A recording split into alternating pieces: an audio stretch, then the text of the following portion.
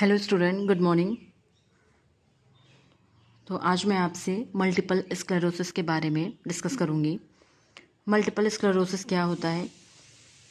Multiple sclerosis is demyelination of CNS. जो central nervous system और brain का जो माइलिन शीथ होती है वो डैमेज हो जाती है।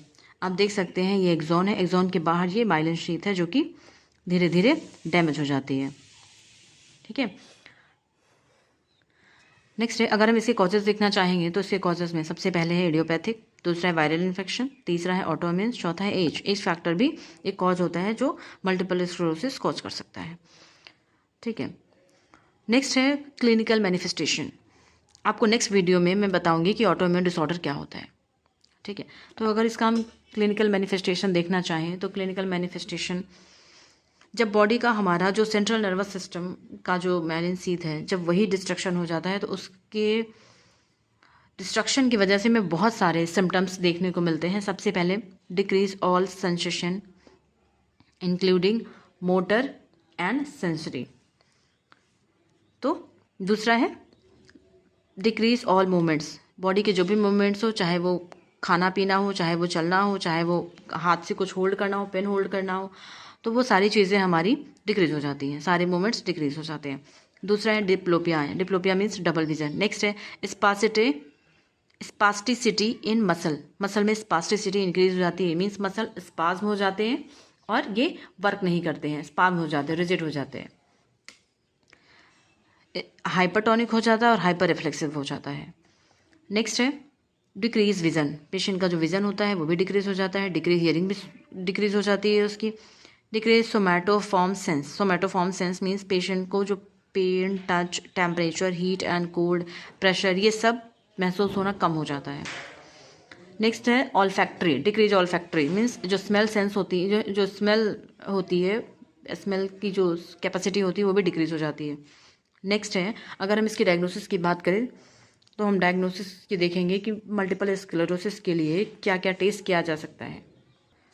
तो इसमें हम पेशेंट की हिस्ट्री कलेक्शन लेंगे एंड फिजिकल एग्जामिनेशन करेंगे। फिजिकल एग्जामिनेशन में ये सारी चीज़ें हमें देखनी है कि पेशेंट का सेंसेशन डिक्रीज हो रहा है, उसका मूवमेंट नहीं हो पा रहा है प्रॉपर, उसका जो हाथ पैर है वो स्पाज्म हो जा रहा है, हाइपरटोनिक हाइपर रिफ्लेक्सिस दिख रहा है, विजन डिक्रीज हो गया, उसका हियरिंग डिक्रीज हो गया है, सोमैटोफॉर्म सेंस डिक्रीज हो गया, स्मेल डिक्रीज हो गया है। तो ये सारे फिजिकल एग्जामिनेशन में हम देखेंगे। नेक्स्ट है सिटी स्कैन कराएंगे। Next MRI. एमआरआई जो होती है इसके लिए मल्टीपल स्क्लेरोसिस के लिए कन्फर्मेटिव टेस्ट हम इसको कह सकते हैं। नेक्स्ट है CSF analysis. Next blood test. ये सारी चीज़ें हैं जो हम मल्टीपल स्क्लेरोसिस के लिए डायग्नोस्टिक इवैल्यूएट करेंगे। नेक्स्ट हम इसके अगर मेडिकल मैनेजमेंट की बात करें, मल्टीपल स्क्लेरोसिस की, तो सबसे पहले इसमें हम कॉर्टिकोस्टेरॉइड देंगे, जो कि कॉर्टिकोस्टेरॉइड में एंटी इन्फ्लेमेटरी ड्रग देंगे। एग्जाम्पल में अगर हम देखें तो prednisolone, methyl prednisolone and dexamethasone, ये सारे मेडिकल मैनेजमेंट में हम देंगे। नेक्स्ट है इम्यूनोसप्रेसेंट। इम्यूनोसप्रेसेंट क्या है? These are the agent that suppress the immune system. ये एजेंट्स होते हैं साइक्लोस्पोरिन एंड मेथोट्रेक्सेट। ये सारे एजेंट होते हैं जो हम इम्यून सिस्टम को सप्रेस करने के लिए देते हैं अगर पेशेंट को वायरल इन्फेक्शन या ऑटोइम्यून डिसऑर्डर हो रहा है तो। नेक्स्ट है इम्यूनोमॉड्यूलाइजर। इम्यूनोमॉड्यूलाइजर क्या होता है? ये भी इम्यून सिस्टम को डाइल्यूट करने का काम करता है। तो these are the agent which modulize the immune system. ठीक है, इम्यून सिस्टम को मॉड्यूलाइज करने का काम करता है। एग्जाम्पल में अगर हम देखें तो अल्फा इंटरफेरॉन।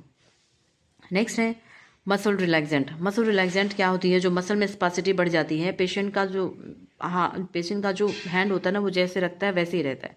ठीक है, अगर वो मूव करेगा तो पूरा हाथ मूव होगा, एक फिंगर इस तरीके से नहीं होगा, रिजिड हो जाता है ये पूरा। ठीक है, तो इसके लिए हम क्या देंगे? मसल रिलैक्सेंट देंगे। These drug decrease the spasticity. Patient में जो स्पाज्मिसिटी होती है ना वो डिक्रीज कर देता है। एग्जाम्पल में अगर हम देखें तो बैक्लोफेन दे सकते हैं हम।